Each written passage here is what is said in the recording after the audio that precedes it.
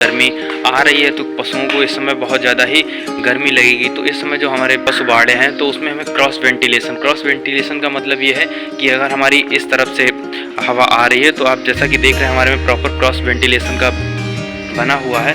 तो आप इस तरीके से क्रॉस वेंटिलेशन को अवश्य रखें, यानी कि एक तरफ से हवा एंटर करे तो दूसरी तरफ से जो हवा है वो निकल जाए। इससे क्या होगा कि जो पशुओं के बाड़े में जो गैस बनेगी वो उससे हमारे पशु को कोई भी हानि नहीं पहुंचेगी। तो हमें अगर अच्छी एयर मिलती रहेगी तो हमारे पशुओं का स्वास्थ्य अच्छा बना रहेगा। नमस्कार किसान साथियों, मैं सोनी कुशवाहा, आचार्य नरेंद्र देव कृषि एवं प्रौद्योगिकी विश्वविद्यालय कुमारगंज अयोध्या उत्तर प्रदेश से कृषि जागरण के YouTube channel farmer the journalist में आपका स्वागत करता हूं। किसान साथियों, आज हम आपके लिए लेके आए हैं कि जो हमारा बदलता हुआ मौसम है उसमें पशुओं का पोषण प्रबंधन कैसे करें तथा उनका रख रखाव करें तथा हमें इन समय किन सावधानियों को बरतना चाहिए, इन सब के बारे में हम आपको इस वीडियो में बताएंगे। तो आप वीडियो अंत तक अवश्य देखें।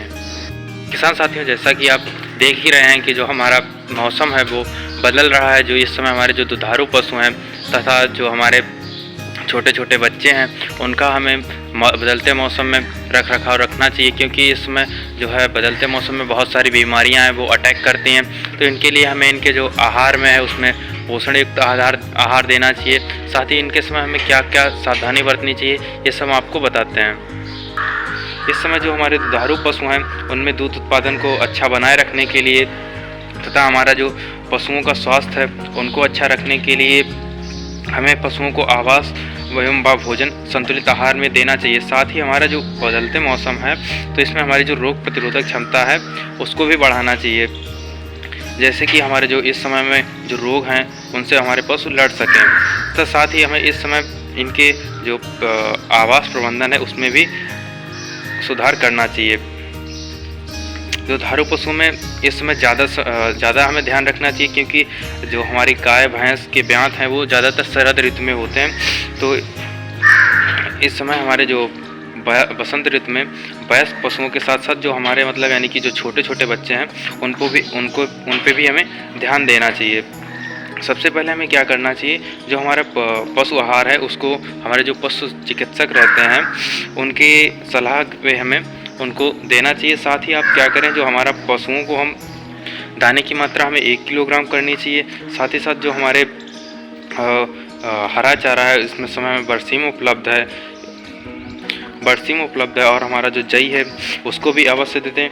तथा जो हमारा सूखे चारे में है तो उसमें हमें ये जो हमारा भूसा रहता है उसको देना चाहिए। इस समय जो हम जैसे कि कुछ किसान भाई क्या करते हैं, फीड की कमी होने पर वो जो हमारा धान का पुआल है या मक्का का जो वेजिटेटिव पार्ट रहता है उसको भी खिलाते हैं। तो इस समय वो हमें पशुओं को नहीं खिलाना चाहिए।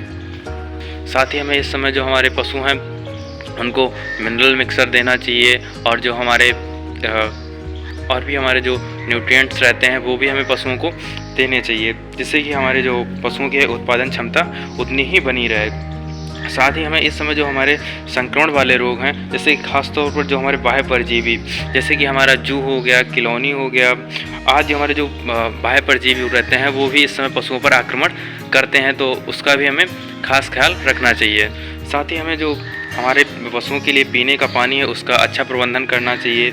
और जो हमारा जैसे कि हम जब ज़्यादा सर्दी हो रही थी तो जो हमने पशुओं के नीचे जो बिछावन बिछाया था जो हमारा 6 से 8 इंच का था, तो हमें जैसे जैसे हमारा टेम्परेचर नीचे गिरता जाएगा तो हमें उस बिछावन को कम करते रहना चाहिए। जो वो बिछावन हमारा जो लास्ट टाइम पे जब यानी कि हमारा ज़्यादा सर्दी पड़ने लगेगा तो हम उसको 1 से 2 इंच रखेंगे, जो हमारे पशुओं के लिए अच्छा रहेगा।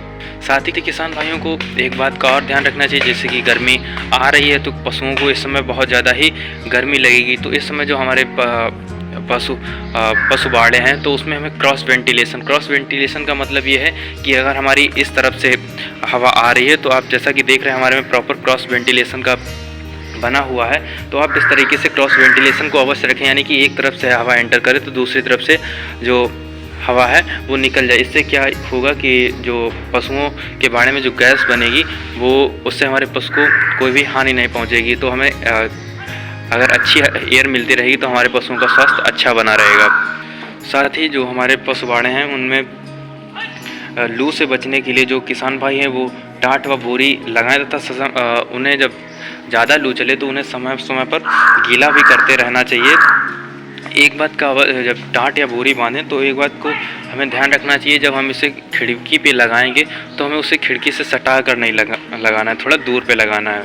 इन सब क्रियाओं को करके आप अपने पशुओं के स्वास्थ्य को अच्छा रख सकते हैं। आपको यह जानकारी अच्छी लगी हो तो वीडियो को लाइक करें, कमेंट करें, साथ ही साथ जो किसान भाइयों के ग्रुप हैं उसमें शेयर करें। ऐसी जानकारियों को प्राप्त करने के लिए हमारे YouTube channel farmer the journalist को सब्सक्राइब करें, वहीं पे लगे बेल आइकन को दबाना ना भूलें, जिससे कि जो हमारे वीडियो की नई नोटिफिकेशन है वो आपके पास जल्दी से जल्दी पहुंच सके। धन्यवाद।